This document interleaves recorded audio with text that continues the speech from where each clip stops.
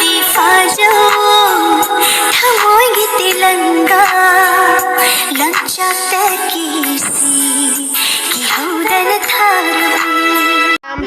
puja shopping chatpagi hoji kaina taure paisa je hoji collection tauri abako ai gini kai dolo laga akoi je si paisa ga je budoi ni hayeng je hayeng shopping chatpagi ko hayeng puja gi shopping chalani akoi cha tombi bubirani akoi abungodi ma chaloi hae ma shopping mathau ta de aduduna ma chaloi hae soi pote ma gi pochu dai roi ko de cha tombi gi tani lerak toi cha tombi ga ai ga gi ni lerak toi se ando asigai siga paisa choi ba khara ji purani si chu mathau tai si se mall da si mathau tai ko mall tangwa dadi aduga siga paisa myam lai re khoi cha tombi gi paisa daba khali we da rang daba ka dai na puthoro jenge akhoi cha tombi na tungsan da paisa thingdo khali we re adagi di akhoi mama na jum da gi mama na chu paisa khara pi re cha tombi gi puja gi ko samaina an singna ibong na ipuna samaina ko puja gi paisa ka pi base wakhan yam nungai bani ba ha na khoi pi ngai tawrei ko samaina mobong na pi rei ni pupu na pi rei ni puja gi paisa pi rei ni kai na to nungai bra ha nungai ya kam nungai ge ya bobong na yam nungsi na luna taw bro nongon da ha mo ta bobo ga thank you hai ga thank you hai ga ta bobo ta Tia Pubok, thank you. Pujagi paisa pibirak pagi damakta. Hai gro Pubok da. Kai kare ma. No mayam lupa kaya sure ge jeng si paisa masing terus sa thobi. Lupa kaya no yenga si lupa kaya we ge jeng si cha gi poche le na be paisa se ti yenga si. Changa am pai kre ni bi ma changa se pai thon ba ya ni he. Changa pai kha di loi ni bi ma. Sing ani ga changa. Sing ani ga changa. Sing ani ga changa. Sing ani makai. Okay. Ani maka hum phada ro se sing amma ani okay ani makai tiro siga 400 to 50 ani ko bujala 500 hello 50 ani plus solo 500 sing ani makai duga siga di kya waire 3000 ko 3000 chumme dogi 10 ke na mayam do puthoro hoji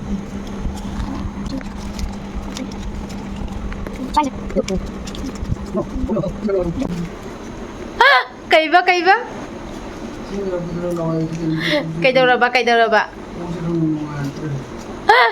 Akhoi mai cha paisa thina baji u da koi da ko ko nungai tre ma shopping balla ba poche lai ba gi taura ba ma ko ko nungai ra roi bibi ga ha kala da ni ma ngai he do mayam akhoi macha ton bigi kaino se shopping chatpagi paisa se 3110 khoi sana si cha thoi bigi ni ko asi cha thoi bigi tongan ba paisa ne ado mama na jum da gi shu ma gi paisa khara pibi re ko aduga adagi di ma gi khara leja baduga tawraga si se macha thoi bigi asi gi paisa asi gi macha thoi bigi shopping tawbirani adagi di tongan ba khoi gi na khoi tongan na dum kana tawrani ba ko adane aduna siga choi ba khara ji pura ga chalani do hayeng shopping chalaga jatpado adum mayam da asigi video siga konana adum jengan jarake asi goina di tata bye bye mayam Hello mayam ngarang kaino sakani shopping sakani na habdo ngasi shopping chatpagi ready waina loira ai samaina dress ele ko ado kaino taure ai ga cha to mi ga chali ne bako kaisi jana polera ka dabana te akhoi cha thoi bigi tani ayam le toise ko ado abungo gi disu ma gi poche mani khapuri sum laura kani bado ma di thawoina ma gi shopping do ma chatpado ma chatre bako ma gi poche disu ba lei ro nu ma thoyena adugi dance gale tongi jing biram mudana jare hello ado hore dum mathang dum phana ji na khongup to loi dam ni ado bye bye thong jalo nang ge ram ta thinga mari phaba sana la aduga cha abungo le hodoi ni ma jum sangau doi ni ma cha si ja de ko mayam di hai ni abungo thambi rami kai gi no aina ko ta seng na abungo se ma cha si ba ya de ba ko adugi ne ado khoi ji chalasi ai ga cha thabi ga di dress ke matching oi na ko ani black oi de ba ko ado os okay get the wow star here ma haraure ma gi dress lai dore ma gi dress lai dore ma gi poche ma lai dore ma yam haraure kanu le hawle le na mayam chalasi salaga no makha ta ba do ke no do lang ka ta ga gai thanam ge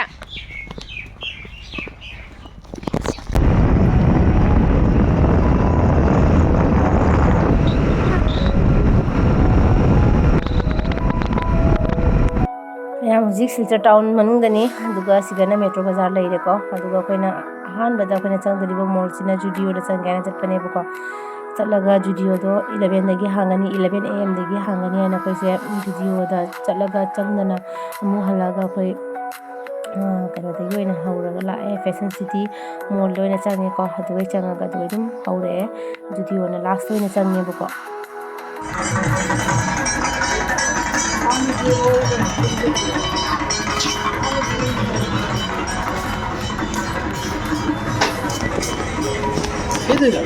ꯑꯩꯁꯨ ꯀꯥꯞꯄꯤꯅꯤ नते आई साजी गरी ने आई बकुना पाइरमिनी साजी ने बकुना पाइरमिनी ले नमने मी lover money बा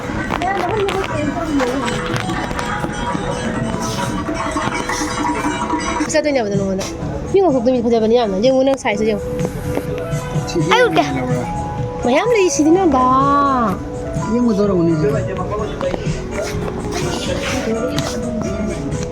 ꯑꯩꯅ ꯁꯤꯒ ꯑꯩꯈꯣꯏꯗ ꯉꯥꯏꯔꯒ ꯂꯩꯔꯤ ꯑꯩꯈꯣꯏꯗ ꯇ꯭ꯔꯥꯏꯜ ꯔꯨꯝꯗ ꯃꯥ ꯐꯤ ꯆꯦꯟꯖ ꯇꯧꯕꯒꯤ ꯆꯪꯒꯦꯕꯀꯣ ꯑꯗꯨ ꯃꯌꯥꯝ ꯌꯦꯡꯃꯤꯟꯅꯁꯤ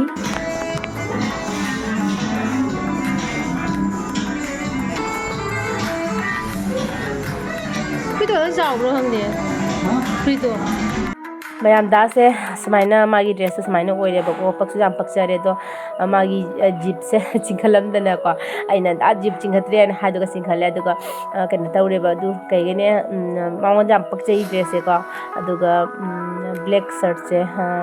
ꯑꯩꯅꯅꯦ ꯄꯛꯆꯅꯦꯅ ꯑꯩꯈꯣꯏ ꯗꯥꯗꯀꯣ ꯁꯤꯁꯦ ꯑꯣꯏꯅ ꯂꯧ ꯍꯥꯏꯅ ꯑꯗꯣ ꯁꯤꯒꯤ ꯗ꯭ꯔꯦꯁꯁꯦ ꯑꯣꯏꯅ ꯂꯧꯔꯦ ꯑꯗꯣ ꯃꯌꯥꯝ ꯃꯈꯥ ꯇꯥꯅ ꯑꯇꯩ ꯑꯗꯨꯝ ꯌꯦꯡꯃꯤꯟꯅꯔꯁꯤ ꯃꯌꯥꯝ ꯁꯤꯗꯒꯤ ꯂꯣꯏꯅ ꯊꯣꯛꯂꯒ ꯑꯃꯨꯛ ꯃꯦꯇ꯭ꯔꯣ ꯕꯖꯥꯔꯗ ꯑꯃꯨꯛ ꯆꯠꯂꯦ ꯃꯦꯇ꯭ꯔꯣ ꯕꯖꯥꯔꯗ ꯆꯠꯂꯒ ꯃꯦꯇ꯭ꯔꯣ ꯕꯖꯥꯔꯗ ꯑꯩꯈꯣꯏ ꯆꯥꯇꯣꯝꯕꯤꯒꯤ ꯐꯤ ꯌꯦꯡꯉꯤꯅꯤ ꯑꯗꯨ ꯃꯇꯥꯡꯗꯨꯗ ꯑꯩꯈꯣꯏ ꯗꯥꯅ ꯑꯃꯨꯛ ꯀꯦꯃꯦꯔꯥ ꯀꯥꯞꯄꯝꯃꯦꯕꯀꯣ ꯑꯗꯣ ꯑꯗꯨꯝ ꯌꯦꯡꯃꯤꯟꯅꯁꯦ ꯃꯌꯥꯝ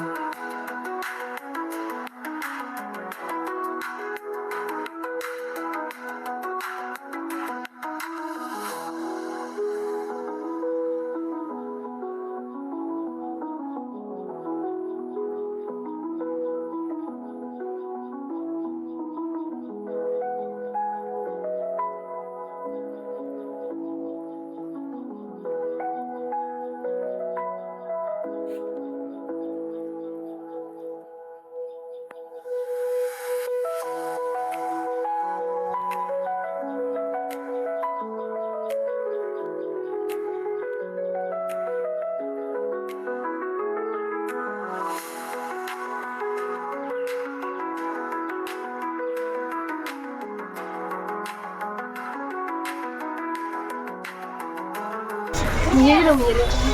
से मदर इंडिया ना बोले था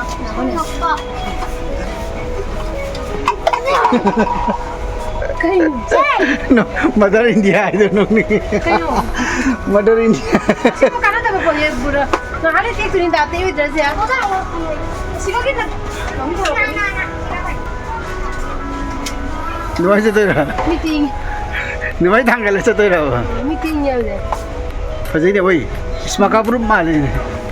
नियम के हारे का Fazay osem paksay yon. Nali. चीज़ ना ज्ञान में ताज़े वो ये बरा Fazay. सी कलर से कोई थे जरूर Price kya na? प्राइस तो नहीं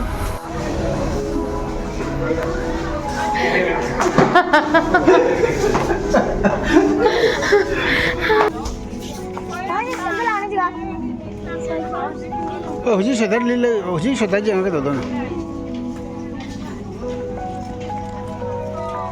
Tabra. Do kan do. ये बरा Zai. हाँ Fazay. 600 था नहीं 650 Ko ngi na. हाँ Ta pa fazay ni da. तो चलेगा Ah, lo sala, lo sala. लोग होंगे Lo sala do. Li me phi do ya ma dal ne ba.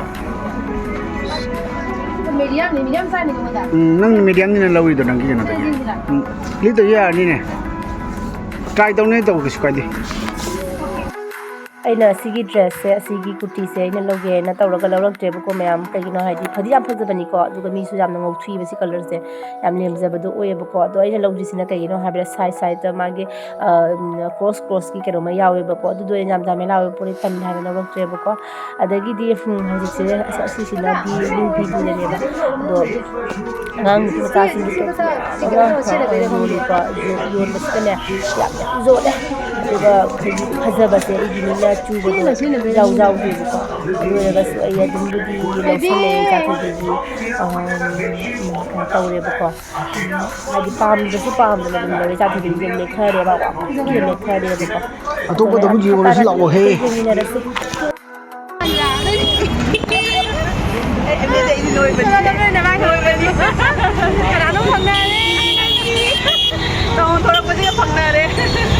ꯑꯩꯈꯣꯏ ꯄꯨꯡ ꯀꯌꯥꯗ ꯂꯥꯛꯏꯅꯣ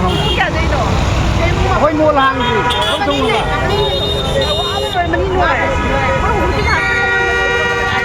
ꯑꯩ ꯈꯣꯡ ꯉꯥꯛꯇ ꯂꯧꯊꯣꯛꯈꯟꯕꯅꯤ ꯈꯣꯡ ꯉꯥꯛꯇ ꯂꯧꯊꯣꯛꯑꯗꯕ ꯁꯣꯞꯄꯤꯡ ꯂꯣꯏꯔꯒ ꯂꯥꯁꯇꯀꯣ ꯑꯩꯒꯤ ꯏꯆꯥꯊꯣꯏꯕꯤꯒ ꯁꯤꯒ ꯖꯨꯗꯤꯑꯣꯗ ꯀꯥꯈꯠꯂꯦ ꯑꯩꯈꯣꯏ ꯗꯥꯅ ꯀꯦꯃꯦꯔꯥ ꯅꯝꯕꯤꯔꯦꯀꯣ ꯑꯗ ꯖꯨꯗꯤꯑꯣꯗ ꯆꯪꯉꯦ ꯖꯨꯗꯤꯑꯣꯗ ꯆꯪꯉꯒ ꯑꯗꯒꯤꯗꯤ ꯖꯨꯗꯤꯑꯣꯗꯒꯤ ꯑꯩꯒꯤ ꯄꯣꯠ ꯑꯃ ꯂꯧꯔꯦ ꯑꯗꯣ ꯃꯌꯥꯝꯗ ꯂꯥꯁꯇ ꯌꯦꯡꯍꯜꯂꯛꯀꯦ ꯑꯩꯅ ꯂꯧꯕꯗꯣ ꯀꯔꯤ ꯄꯣꯠꯅꯣ ꯍꯥꯏꯕꯗꯣꯀꯣ ꯑꯗꯨꯒ ꯁꯤꯒꯩꯁꯤꯒ ꯅꯨꯄꯤ ꯑꯋꯥꯡꯕꯤ ꯑꯃ ꯂꯩꯔꯤꯁꯦ ꯌꯦꯡꯉꯨꯅꯦ ꯃꯥꯁꯦ ꯋꯥꯡꯃꯟꯈꯤꯗꯅ ꯑꯩꯁꯦ ꯌꯦꯡꯉꯣ ꯃꯆꯥ ꯄꯤꯛꯇꯨ ꯃꯥꯟꯈ꯭ꯔꯦꯕꯀꯣ ꯑꯩꯁꯤꯅ ꯈꯔ ꯄꯤꯛꯆꯕꯒ ꯅꯨꯄꯤꯁꯤꯅ ꯈꯔ ꯋꯥꯡꯕꯒ ꯑꯗꯣ ꯑꯩꯁꯦ ꯄꯨꯔꯥ ꯑꯉꯥꯡ ꯃꯆꯥ ꯑꯗꯨꯃꯥꯏꯅ ꯇꯧꯈ꯭ꯔꯦ ꯃꯌꯥꯝ ꯑꯗꯨꯒ ꯑꯁꯤꯁꯤꯒꯅ ꯑꯩꯒꯤ ꯘꯔꯤ ꯑꯃ ꯂꯧꯔꯦꯕꯀꯣ ꯑꯗꯒꯤ ꯁꯣꯅꯥꯇꯥꯒꯤ ꯘꯔꯤ ꯑꯃ ꯂꯧꯔꯛꯄꯅꯦ ꯑꯗꯨꯗꯣ ꯑꯗꯨꯝ ꯌꯥꯝ ꯆꯪꯃꯤꯟꯅꯔꯁꯤ ꯁꯤꯜꯆꯔꯗꯒꯤ ꯍꯜꯂꯛꯄꯗ ꯌꯨꯝ ꯌꯧꯔꯛꯄꯗ ꯄꯨꯡ 7 ꯇꯥꯔꯦ ꯉꯟꯅꯁꯨ ꯆꯠꯄ ꯊꯦꯡꯅꯁꯨ ꯍꯜꯂꯛꯄ ꯍꯥꯏꯗꯣ ꯑꯣꯏꯔꯦ ꯀꯩꯅꯣ ꯍꯥꯏꯗꯅꯦ ꯐꯤ ꯈꯟꯗꯣꯛꯀ ꯈꯟꯖꯤꯟꯒ ꯇꯧꯕ ꯈꯣꯠꯄ ꯑꯗꯨꯝ ꯇꯧꯕꯗ ꯃꯇꯝꯗꯣ ꯁꯨꯝ ꯍꯧꯈ꯭ꯔꯦꯕꯀꯣ ꯑꯗꯨꯗꯨꯒꯤ ꯐꯤꯁꯦ ꯀꯩꯀꯩ ꯂꯩꯔꯤꯅꯣ ꯍꯥꯏꯗ ꯁꯨꯝ ꯆꯦꯟꯈꯠꯂꯛꯀꯦ ꯃꯌꯥꯝꯗ ꯏꯆꯥꯇꯣꯝꯕꯤꯒꯤ ꯐꯤ ꯊꯤꯕꯁꯨ ꯃꯇꯝ ꯆꯪꯅ ꯍꯧꯈ꯭ꯔꯦꯕ ꯐꯤꯁꯨ ꯑꯩ ꯑꯄꯥꯝꯕ ꯐꯤ ꯑꯝꯇ ꯐꯪꯉꯛꯇꯦ ꯑꯗꯨ ꯃꯄꯨ ꯑꯗꯨꯝ ꯂꯧꯁꯜꯂꯦ ꯎꯄꯥꯏ ꯂꯩꯇꯕꯅꯤꯅꯀꯣ ꯁꯦ ꯁꯤꯒꯤ ꯏꯆꯥꯊꯣꯏꯕꯤꯒꯤ ꯖꯤꯟꯁ ꯄꯦꯟ ꯂꯧꯕꯤꯔꯛꯑꯦ ꯃꯥꯒꯤ ꯁꯦꯀꯣ ꯎꯕ꯭ꯔꯣ ꯐꯖꯅ ꯁꯦ ꯁꯤꯒꯤ ꯖꯤꯟꯁ ꯄꯦꯟꯁꯦ ꯑꯣꯏꯅ ꯃꯥꯒꯤ ꯂꯧꯕꯤꯔꯛꯑꯦ ꯂꯦꯡ ꯃꯤ ꯚꯤडिꯑꯣ ꯀꯥꯞꯄꯦ ꯃꯥꯅ ꯂꯥꯛꯍꯧꯁꯦ ꯁꯤꯒꯤ ꯖꯤꯟꯁ ꯄꯦꯟ ꯑꯣꯏꯅ ꯂꯧꯕꯤꯔꯛꯑꯦ ꯃꯥꯒꯤꯀꯣ ꯃꯥꯒꯤ ꯐ꯭ꯔꯣꯛꯁꯨ ꯂꯩꯌꯦꯕꯀꯣ ꯐ꯭ꯔꯣꯛ ꯂꯧꯁꯦꯅ ꯍꯥꯏꯕ ꯃꯥ ꯌꯥꯗꯦꯕ ꯃꯥꯏꯕ ꯖꯤꯟꯁꯀꯤ ꯁ꯭ꯀꯔꯠ ꯑꯣꯏꯔꯒ ꯐꯥꯒꯠꯄꯗꯣ ꯑꯗꯨꯗ ꯂꯩꯕꯤꯌꯨ ꯍꯥꯏ ꯑꯗꯨ ꯊꯤꯕ ꯁꯨꯡꯐꯪ ꯐꯪꯉꯛꯇ꯭ꯔꯦꯕ ꯐꯪꯗꯕꯗꯒꯤꯗꯤ ꯎꯄꯥꯏ ꯂꯩꯇꯗꯅ ꯖꯤꯟꯁ ꯄꯦꯟ ꯑꯗꯨꯝ ꯇꯥꯔꯦ ꯖꯤꯟꯁ ꯄꯦꯟꯁꯤꯃ ꯂꯧꯕꯤꯔꯦ ꯑꯗꯨꯒ ꯃꯇꯥ ꯆꯥꯅꯀꯣ ꯖꯤꯟꯁꯀꯤ ꯁ꯭ꯀꯔꯠ ꯂꯩꯔꯝꯃꯤꯀꯣ ꯁꯦ ꯃꯄꯥꯟ ꯌꯥꯝ ꯆꯥꯏꯕ ꯃꯉꯣꯟꯗ ꯌꯥꯝ ꯄꯛꯆꯩꯌꯦ ꯁ꯭ꯀꯔꯠꯁꯦ ꯖꯤꯟꯁ ꯄꯦꯟꯁꯤꯒꯒꯤ ꯁꯤꯅ ꯍꯦꯟꯅ ꯄꯛꯆꯩ ꯃꯉꯣꯟꯗꯀꯣ ꯑꯗꯣ ꯁꯤꯁꯦ ꯂꯧꯕꯤꯔꯦ ꯖꯤꯟꯁꯀꯤ ꯁ꯭ꯀꯔꯠꯁꯦ ꯂꯧꯕꯤꯔꯦꯀꯣ ꯀꯧꯇꯛ ꯇꯧꯔꯒ ꯌꯥꯝ ꯐꯖꯕꯀꯣ ꯁꯤꯁꯤꯃ ꯂꯧꯔꯦ ꯑꯗꯣ ꯑꯁꯤ ꯑꯅꯤꯁꯤꯒ ꯁꯦꯠꯅꯕꯒꯤ ꯃꯥꯒꯤ ꯐꯤ ꯃꯊꯛꯀꯤ ꯐꯨꯔꯤꯠꯇꯣ ꯑꯁꯤꯁꯦ ꯂꯧꯔꯦ ꯁꯨꯃꯥꯏꯅꯀꯣ ꯁꯤꯁꯤꯃ ꯂꯧꯕꯤꯔꯦ ꯑꯗꯨꯒ ꯐꯨꯔꯤꯠꯇ ꯂꯧꯔꯤꯁꯦ ꯐꯨꯔꯤꯠꯇꯤ ꯈꯔ ꯌꯥꯝꯃꯦ ꯃꯥꯏ ꯂꯧꯕꯤꯔꯛꯏꯁꯦ ꯑꯗꯨꯒ ꯁꯤꯁꯤꯃꯁꯨ ꯑꯗꯨꯝ ꯏꯆꯝ ꯆꯝꯅ ꯐꯖꯩꯌꯦꯅꯀꯣ ꯆꯝꯅ ꯁꯤꯁꯨ ꯐꯖꯕꯅꯦꯕꯀோ ꯌꯥꯝ ꯏꯪ ꯂꯥꯎꯔꯒ ꯄꯣꯠꯁꯦ ꯌꯥꯝ ꯏꯪꯉꯦꯕꯀோ ꯐꯤꯁꯨ ꯐꯨꯠꯇꯣꯛꯑꯕ ꯁꯤ ꯐꯤꯁꯦ ꯑꯗꯣ ꯁꯤꯁꯤꯃꯁꯨ ꯂꯧꯕꯤꯔꯛꯑꯦꯀꯣ ꯑꯗꯨꯒꯤꯗꯤ ꯁꯤꯒ ꯑꯃꯁꯨ ꯂꯧꯕꯤꯔꯛꯑꯦ ꯃꯥꯒꯤ ꯐꯨꯔꯤꯠ ꯖꯤꯟꯁꯀ ꯈꯪꯗꯦ ꯁ꯭ꯀꯔꯠꯀ ꯈꯪꯗꯦ ꯖꯍꯥ ꯑꯃꯒ ꯑꯗꯨꯝ ꯄꯥꯅꯕꯒꯤꯅꯀꯣ ꯁꯨꯃꯥꯏꯅ ꯀꯣꯂꯔꯒ ꯌꯥꯎꯔꯒꯀꯣ ꯈꯨꯗꯥꯡ ꯁꯨꯃꯥꯏꯅ ꯀꯛꯑꯦ ꯁꯤꯁꯤꯃꯁꯨ ꯂꯧꯕꯤꯔꯛꯑꯦ ꯁꯤꯁꯨ ꯐꯤ ꯌꯥꯝ ꯐꯩ ꯐꯤꯗꯤ ꯂꯣꯏ ꯐꯩꯌꯦ ꯑꯗꯨꯒ ꯃꯆꯨꯁꯤꯡꯁꯦ ꯂꯣꯏꯅ ꯑꯆꯝꯕ ꯃꯆꯨ ꯉꯥꯛꯇ ꯑꯣꯏꯔꯦ ꯑꯖꯥꯛꯄꯗꯤ ꯂꯧꯔꯛꯇ꯭ꯔꯦ ꯑꯗꯨꯒ ꯁꯦꯀꯣ ꯁꯤꯁꯨ ꯖꯤꯟꯁꯀ ꯑꯣꯏꯅ ꯑꯗꯨꯝ ꯁꯦꯠꯅꯕꯒꯤ ꯍꯥꯏꯅ ꯁꯤꯃꯁꯨ ꯂꯧꯕꯤꯔꯦ ꯈꯨꯗꯥꯡꯒ ꯁꯨꯃꯥꯏꯅ ꯇꯧꯔꯦꯕꯀꯣ ꯅꯤꯡꯗꯅ ꯁꯨꯃꯥꯏꯅ ꯁꯤꯃ ꯂꯧꯕꯤꯔꯛꯑꯦ ꯑꯗꯩꯗꯤ ꯁꯤꯒ ꯑꯃꯁꯨ ꯂꯧꯕꯤꯔꯛꯑꯦ ꯃꯥꯒꯤꯀꯣ ꯁꯦ ꯃꯥꯁꯤ ꯌꯥꯝ ꯄꯥꯝꯃꯦ ꯍꯥꯏꯕꯗꯨꯒꯗꯤ ꯂꯦꯝꯁꯨ ꯌꯥꯝ ꯂꯦꯝꯃꯦꯕ ꯀꯣꯐꯤꯁꯦ ꯑꯗꯨꯒꯗꯤ ꯑꯗꯨꯝ ꯃꯥ ꯄꯥꯝꯖꯕꯗꯨꯒ ꯂꯧꯕꯤꯔꯛꯑꯕ ꯁꯤꯁꯤꯃꯒ ꯂꯩꯔꯦ ꯑꯗꯨꯒ ꯃꯥꯒꯤ ꯂꯧꯔꯛꯏꯁꯦ ꯍꯥꯐ ꯄꯦꯟ ꯀꯣ ꯃꯥꯏ ꯁꯣꯔꯠꯁ ꯑꯗꯨꯝ ꯁꯦꯠꯅꯕꯒꯤ ꯇ꯭ꯌꯨꯁꯟ ꯆꯠꯄꯗ ꯁꯦꯠꯅꯕꯒꯤ ꯁꯤꯁꯤꯃ ꯂꯧꯕꯤꯔꯛꯑꯦ ꯑꯗꯨꯒ ꯁꯤꯁꯤꯃꯁꯨ ꯂꯧꯕꯤꯔꯛꯑꯦꯀꯣ ꯁꯤꯁꯤꯃꯁꯨ ꯂꯧꯕꯤꯔꯛꯑꯦ ꯃꯥꯒꯤꯀꯣ ꯑꯗꯒꯤ ꯃꯥꯒꯤ ꯄꯦꯟꯇꯤ ꯀꯩꯀꯥ ꯈꯔ ꯂꯧꯕꯤꯔꯛꯑꯦ ꯑꯗꯨꯒ ꯃꯥꯒꯤ ꯈ꯭ꯋꯥꯏꯗꯒꯤ ꯀ꯭ꯌꯨꯠ ꯑꯣꯏꯕ ꯄꯣꯠ ꯑꯃ ꯌꯦꯡꯍꯜꯂꯛꯀꯦ ꯃꯌꯥꯝꯁꯨ ꯅꯨꯡꯁꯤꯗ꯭ꯔꯥ ꯌꯦꯡꯉꯣ ꯃꯥꯒꯤ ꯀꯩꯅꯣꯁꯦ ꯕꯦꯒꯁꯦ ꯌꯥꯝ ꯐꯖꯕꯅꯦ ꯁꯦ ꯑꯩꯅꯁꯨ ꯄꯨꯕ ꯌꯥꯔꯅꯤ ꯃꯥꯒꯤ ꯕꯦꯒꯁꯦ ꯐꯖꯗ꯭ꯔꯥ ꯌꯦꯡꯉꯨꯅꯦ ꯃꯌꯥꯝ ꯐꯖꯗ꯭ꯔꯥ ꯅꯨꯡꯁꯤꯗ꯭ꯔꯣꯀꯣ Semuanya telur punya ini mau punya ya, ini jangan pergi biasa. Yang sih, masih sih masuk magi lebih deh ya. Aduh magi lebih sih ya. Ya. Lu itu. Sus selau reko. Si sebenarnya sebelum lebih deh ya. Magi jeans kan sudah mesti bayar nih, skirt sudah mesti bayar nih kok. Si sebelah deh. Aduh magi luar deh, tapi di magi luar deh. Rumah sih kan luar. Rumah lu kata dulu. अच्छा और सिगी रुमाल से देखा लुआई से रुमाल से ऐसे मगा मागी लोबी रुमाल मरी नी को जिसमें रुमाल लगी चंगा का लोबी रे अदाई की अभी दागी होइना सिगी हाफ शर्ट ब्लैक कलर से लो रे से कोई दागी दिसु पूजा कोई बगी का अदुई का नते को अदु मागी फीदो बतासा ना दुम हमदु का सुन लौस लेइने बको मागी सिमा लेइदे कोई दागी पैंट सिगा लेइरे सिगा ब्लैक कलर सिगा असिगी खंगराव सिगा पादोइने मयाम चानाब्रा आइना कोई दादा ब्लैक कलर की खंगराव लो हाइबको ब्लैक सेल हाइनको मथक सु मखा सु ब्लैक पेन बुदु फजैदना अदो मा यादेबा आइबु सिने फजै हाय ना फजबा यंग खंगराव सिगा पुसिगा चानाब्रा सिलेको अदुगा मयाम कोई दागी सु लोइले होजे आइगी देखा लगे ꯑꯩꯒꯤꯗꯤ ꯅꯍꯥꯟ ꯑꯣꯟꯂꯥꯏꯟꯗꯒꯤ ꯑꯩꯒꯤꯗꯤ ꯄꯣꯠ ꯂꯩꯈ꯭ꯔꯦꯅ ꯑꯗꯨꯅ ꯑꯩ ꯐꯤꯔꯣꯟꯗꯤ ꯂꯧꯔꯛꯇ꯭ꯔꯦ ꯑꯗꯣ ꯑꯩꯅ ꯂꯧꯔꯛꯄꯁꯦ ꯃꯌꯥꯝꯁꯦ ꯁꯤꯒꯤ ꯑꯩꯒꯤ ꯁꯦꯟꯗꯜꯁꯦ ꯂꯧꯔꯦꯀꯣ ꯁꯨꯃꯥꯏꯅ ꯃꯅꯤꯡꯗ ꯈꯇꯪ ꯍꯤꯜꯁ ꯑꯣꯏꯔꯒꯀꯣ ꯁꯨꯃꯥꯏꯅ ꯈꯇꯪ ꯍꯤꯜꯁ ꯑꯣꯏꯔꯒ ꯌꯥꯝ ꯀꯟꯅ ꯍꯤꯜꯁ ꯑꯣꯏꯕꯗꯣ ꯑꯗꯨꯗꯤ ꯅꯠꯇꯦꯀꯣ ꯑꯗꯨꯝ ꯈꯔ ꯑꯣꯏ ꯍꯥꯏꯕ ꯇꯥꯔꯦ ꯑꯗꯨꯒ ꯁꯨꯃꯥꯏꯅ ꯇꯧꯔꯦ ꯐꯖꯕ꯭ꯔꯥ ꯌꯦꯡꯉꯣ ꯃꯌꯥꯝ ꯑꯩꯅ ꯑꯗꯨꯝ ꯅꯤꯡꯉꯣꯜ ꯆꯥꯛꯀꯧꯕꯁꯨ ꯌꯧꯔꯕꯅꯤꯅ ꯅꯤꯡꯉꯣꯜ ꯆꯥꯛꯀꯧꯕꯒꯤꯁꯨ ꯑꯣꯏꯅ ꯈꯜꯂꯒ ꯑꯗꯨꯝ ꯃꯆꯥ ꯆꯥꯏꯌꯦꯅ ꯑꯗꯨꯝ ꯂꯧꯁꯜꯂꯦꯕꯀꯣ ꯖꯨꯗꯤꯑꯣꯗꯒꯤ ꯂꯧꯔꯛꯏꯅꯦ ꯃꯌꯥꯝ ꯌꯥꯝ ꯐꯖꯩꯀꯣ ꯅꯥꯜꯂꯦ ꯄꯣꯠꯁꯦ ꯑꯗꯨꯒ ꯑꯩꯒꯤ ꯑꯣꯏꯅ ꯑꯩꯒꯤ ꯑꯗ ꯖꯨꯗꯤꯑꯣꯗꯒꯤ ꯂꯧꯔꯛꯄꯁꯦ ꯋꯥꯏꯞꯁ ꯈꯔ ꯂꯧꯔꯦꯀꯣ ꯁꯤꯒ ꯈꯔ ꯂꯧꯔꯦ ꯑꯗꯒꯤꯗꯤ ꯅꯦꯜ ꯄꯣꯂꯤꯁ ꯑꯩꯅ ꯁꯤ ꯀꯂꯔꯁꯦ ꯄꯥꯝꯕꯒꯤꯀꯣ ꯆꯞꯅ ꯄꯥꯝꯕꯒꯤ ꯁꯤꯁꯤꯃꯁꯨ ꯂꯧꯁꯜꯂꯦ ꯑꯗꯒꯤꯗꯤ ꯑꯩꯅ ꯈ꯭ꯋꯥꯏꯗꯒꯤ ꯑꯩꯅ kayno tauna pamna kayno tawjabako matam kuinadi ngaijarakba ghari amtang sijagena ko adu ghari do mayam sida leire laureyebako ngasidi ngasidi ghari do siba phangdore finally ena homodo jam homo siningdaba khangra hoigi khang leitra wakhani sum chauraga poti lejadaba do dugi type ne beise pochida tang tangba se pamjaba aduga pot si leitabagi neba ado aiso homo siroi hera leibane अदो दाम ताऊ बुद्धि नते दाम याम फजर भाई ये अंगु जे खाना के को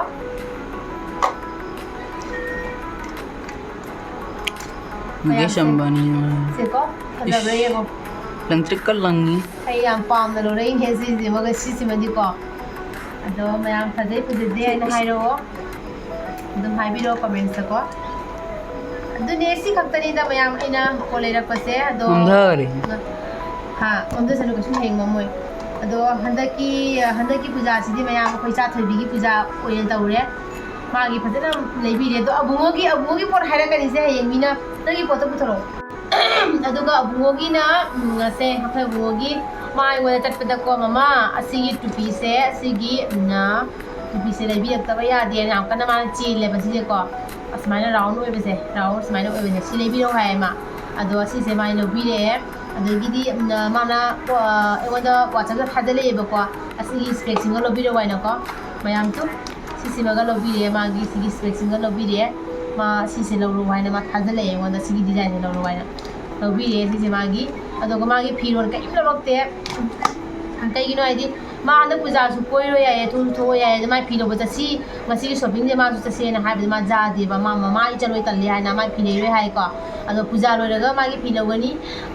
पूजा दमा कोइरोय दबनी मा चुबी लौरोय हाय अदुगी यादे दमा तिबी येस एक्सम रेगोंदा नॉन ड्रॉप मुंगा द्रोइबो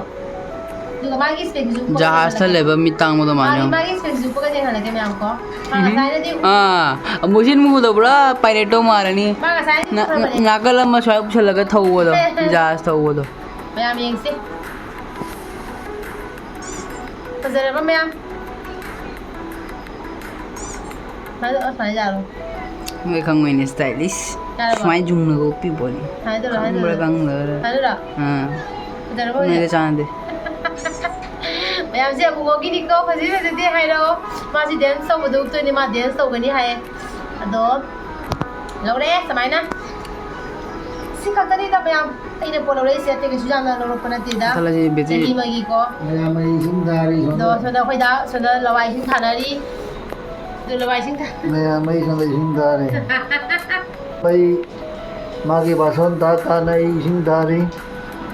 ꯑꯩ ꯌꯥꯗ꯭ꯔꯦ ꯑꯩ ꯍꯧꯖꯤꯛ ꯐ꯭ꯂꯦꯠ ꯑꯣꯏꯔꯦ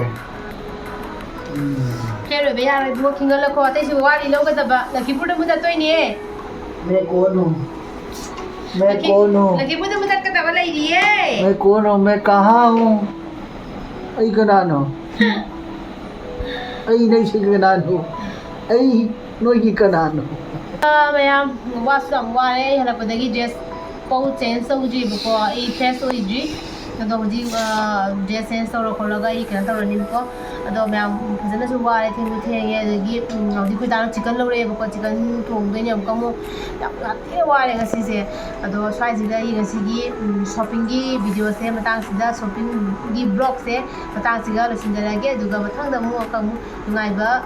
वीडियो मंगमु लोइनेरगा दाखवाइने मुला चलेगे सिगी बाय बाय मैम